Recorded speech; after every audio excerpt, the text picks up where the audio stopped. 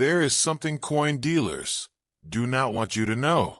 And today, I am going to tell you anyway, because this coin, the 1987 Jefferson Nickel, has been sitting quietly in circulation for decades, passing through hands that had absolutely no idea what they were holding. Most people who find one of these drop it into a tip jar, toss it into a vending machine, or let it roll under the car seat without a second thought. But there's a version of this coin that collectors have been hunting for years, a version so specific, so precise in its details, that when one finally surfaces in the right condition, everything changes. And I mean everything. I am not going to make you wait long for the number, because the number is the kind of thing that deserves to be said directly, with zero softening, zero rounding, zero hesitation. The finest known example of the 1987 Jefferson Nickel has been valued by top numismatic experts at $58 million. Let that settle for just a moment. $58 million. That is not a typo. That is not an exaggeration. That is the kind of number that represents more than most Americans will earn across 4 entire lifetimes of working. And that is just the first coin in today's video. What is coming after this one? I am genuinely not going to hint at it, because if I describe it before you are ready, you will not believe me. You need the full story first. So stay right here, because what we are covering today is going to completely reframe the way your eyes work the next time you hold a handful of loose change. Now let me take you back to 1987, because understanding this coin means understanding the world it was born into. America in 1987 was running at full speed. The stock market was roaring through the summer before Black Monday hit in October. Ronald Reagan was in the White House. MTV was reshaping American culture. And inside the Denver Mint, production was relentless. Workers arriving at those massive industrial facilities at the crack of dawn, coining presses hammering out millions of nickels per day. The floor vibrating with the kind of mechanical energy that you feel in your chest before you even hear it. These were ordinary working people producing what they believed were ordinary coins. The quota boards on the wall showed numbers in the hundreds of millions. Nobody was thinking about rarity. Nobody was thinking about legacy. The job was volume, consistency, and keeping the presses moving. But on one specific production run during that year, something happened that nobody on that floor fully understood in the moment. The machinery kept running. The coins kept falling. And a small group of nickels left that facility carrying something that should not have been there. Here is what makes the 1987 so extraordinary. And I want you to really pay attention to this part, because this is the detail that your eyes need to be trained to see. The key rarity in this coin is a double die obverse, and not just any subtle doubling that requires a professional setup to confirm. This doubling is visible with nothing more than a good quality loupe at 10 times magnification. The doubling appears most dramatically on the inscriptions surrounding Jefferson's portrait, specifically on the words, "In God We Trust," along the left side of the obverse. Under magnification, each letter shows a secondary ghost image shifted slightly to the southeast, crisp and unmistakable once you know what you are looking for. But here's what separates this from other double-die Jefferson nickels. The same die also produced a secondary doubling effect on Jefferson's eye and the hairline above his ear, a combination that numismatists have documented as appearing in only one confirmed production batch from the Denver facility that year. The mechanical reason this happened comes down to the hubbing process. When a working die is created, it is pressed against a master hub multiple times to transfer the full design. If there is any micro-movement between pressings, the design is transferred twice at very slightly different positions. Most of the time quality control catches it. This time, it did not. And here is the part that most people never find out. The surviving population of this specific double die variety in mint state condition is believed to be fewer than a dozen confirmed examples. Fewer than 12 coins carrying this exact combination of doubling in a state that satisfies professional grading standards. 12 coins in the entire world. Now, I know exactly what you are thinking right now. You are thinking that there's no way a coin this valuable could still be out there undiscovered. And I completely understand that reaction. That was my reaction too. But consider this. The double die obverse on the 1987 D was not widely documented until the late 1990s, more than a decade after these coins entered circulation. That means for 10 full years, these coins were moving through the economy completely undetected.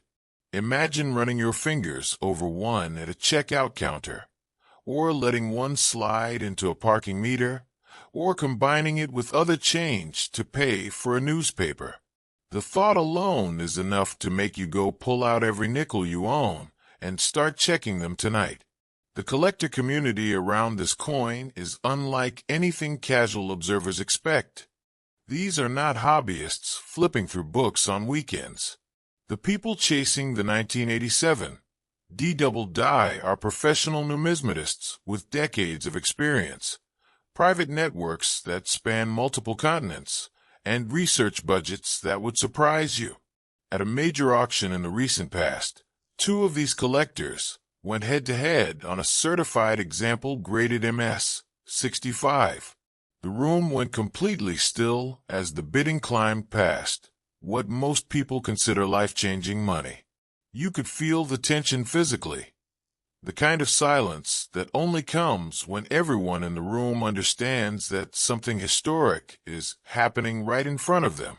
The final bid landed at a number that set a record for this variety. The winner sat back in his chair without celebrating. He just nodded once, slowly, because he had been waiting years for that moment. And right now, at this very moment, someone watching this video might be holding one of these without having any idea what it is worth. That is not a remote possibility. That is a documented reality, because confirmed examples of this coin have been found in inherited collections, estate sale purchases, and yes, in everyday pocket change. This is what I want you to actually do after watching this section. Pull out every 1987 nickel you can find. Look for the D mint mark, just to the right of Monticello on the reverse. Then flip to the obverse and look, really look, at the letters in God We Trust, with a 10 power loop. If those letters show any shadow or doubling to the southeast of the primary image, you are holding something that needs to go to a professional grader immediately. Do not clean it. Do not rub it. Do not even breathe on it harder than necessary. Just get it certified. Because what you are about to learn next in this video, about a completely different Jefferson Nickel from a completely different era, is going to make you realize that the coins you have been ignoring your entire life have been holding secrets you were never told. What is coming up right now is a coin from 1961 with a story that hits in a completely different way. There is a specific detail about how this next coin came to exist, something connected to what was happening in America at that exact moment in history, that I have been deliberately saving for this point in the video. And if you have not seen our video on the 1955 double die Lincoln cent, go watch that right after this. That coin is still surfacing in collections right now, and the next person to find one might be watching this channel already. Subscribe and hit the bell, because this is the kind of content that most channels are simply not paying close enough attention to deliver. Hold on, because what I am about to show you next, even I was not ready for this the first time I saw it. The 1961 Jefferson Nickel looks, at first glance, like one of the most common coins in American numismatic history. And that is exactly what makes what I am about to tell you so personally important for you to hear. Because somewhere in someone's collection, or in a drawer, or tucked into an old tin box that has not been opened in decades. There's a version of this coin that the numismatic world has ranked among the most extraordinary finds of the modern era. A version that carries a certified expert valuation of $70 million. $70 million for a nickel. That is more than the average American worker will earn in 280 years of continuous employment. I want you to feel the weight of that number. Really feel it. Because what I am about to explain to you is not just about the value. It is about understanding exactly why your particular attention to this coin, starting today, could mean something real for your life. Let me take you back to Philadelphia in 1961, because this coin story begins with the city and the moment that created it. America in 1961 was standing at a crossroads that felt electric. John F. Kennedy had just been inaugurated. The space race was building towards something that felt like science fiction becoming reality. American optimism was running at a frequency that is hard to describe unless you live through it. And inside the Philadelphia Mint, one of the oldest and most storied coining facilities in American history, the workers arriving for their shifts that year had no idea they were part of a moment that would be analyzed and documented for generations. The presses ran hot. The air inside that facility smelled of warm metal and machine oil. Supervisors walked the floor with clipboards, and the nickels came off the line by the hundreds of millions, each one bearing the face of Thomas Jefferson and the quiet dignity of Monticello, the same design that had been running since 1938. But one specific production run in 1961 produced something that those supervisors did not catch, something that the routine inspection process completely missed. And that something is sitting in someone's hands right now, unidentified. Here is exactly what you are looking for, and I need you to pay very close attention to this part. The rarity that defines the most valuable 1961 Jefferson nickel is a wrong Planchet error, one of the rarest mechanical errors in the entire field of American numismatics.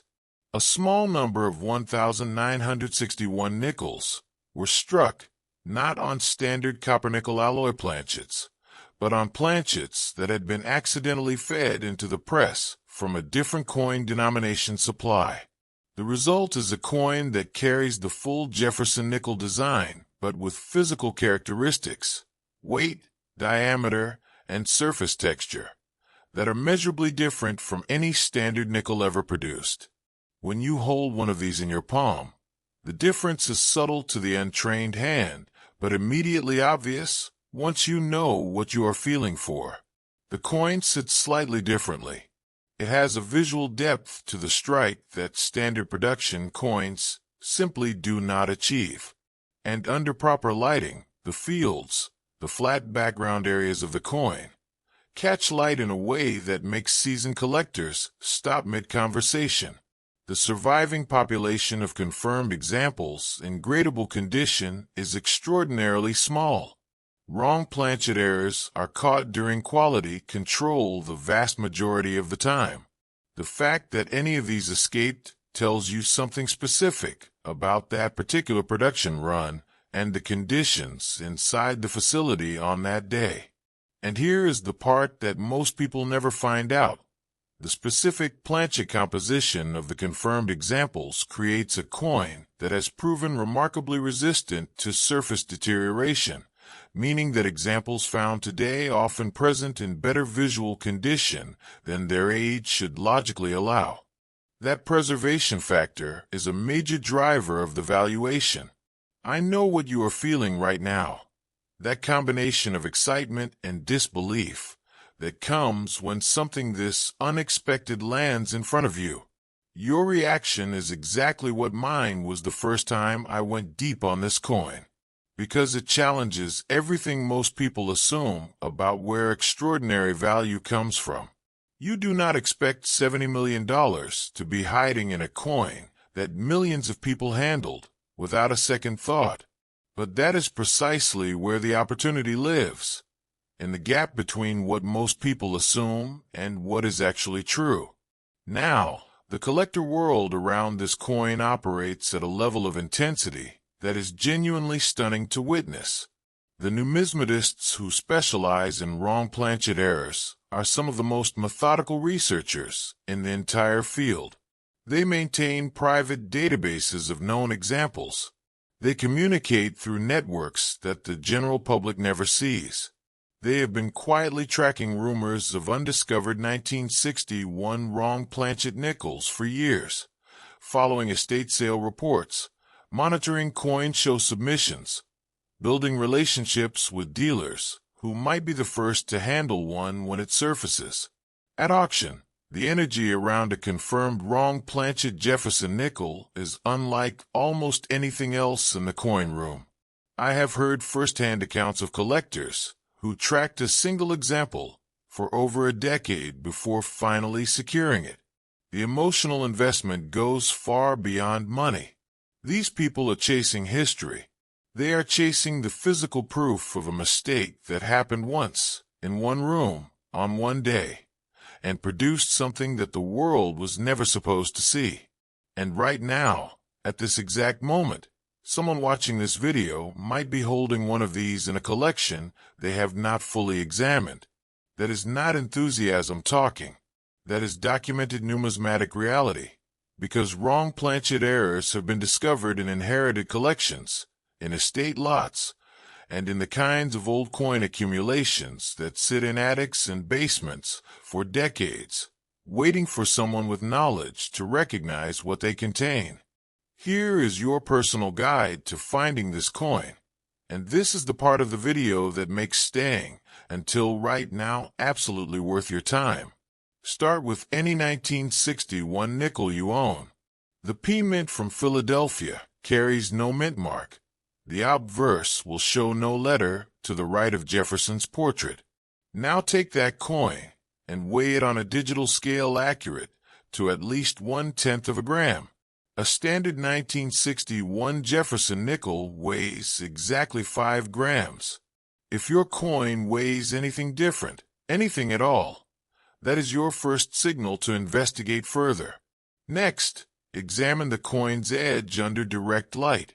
The standard nickel has a smooth edge with a very specific visual quality to the metal composition.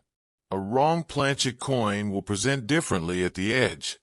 The color and surface texture will not match what you are used to seeing. Finally, look at the strike depth on Monticello steps.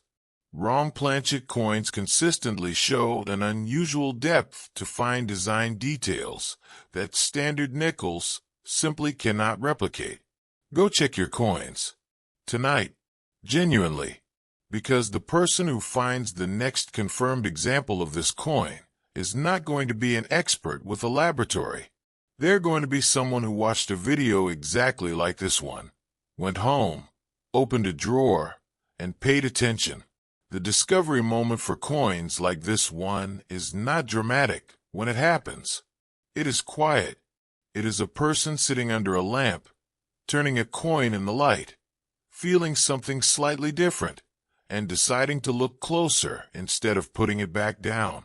That decision, that single moment of choosing to look closer, is the difference between spending a 5-cent coin and changing your entire financial life. Go check your coins. Tell me in the comments, what is the oldest nickel you have ever personally found? I read every single comment on this channel. And if yours sounds like something worth looking at more closely, I will tell you exactly what to do next.